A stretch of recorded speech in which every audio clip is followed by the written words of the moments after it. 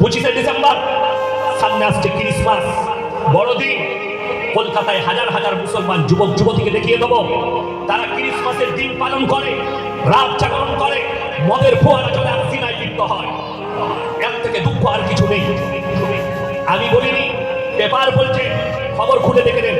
এটা 2023 2022-এ 25শে ডিসেম্বর সেই দিনের সমীক্ষা দিয়েছিল আমাদের পশ্চিমবাংলা যে মিডিয়াগুলো আছে তারা সমীক্ষা দিয়েছে শুধুমাত্র এই কলকাতার ভেতরে একদিনে 3.5 লাখ নিরোধ বিক্রি হয়েছে একদিনে। কেন?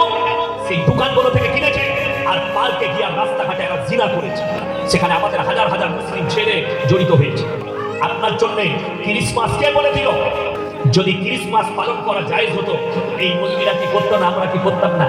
যারা তোমাদের মাথার উপরে কোরআন আর হাদিস নিয়ে পড়ে আছে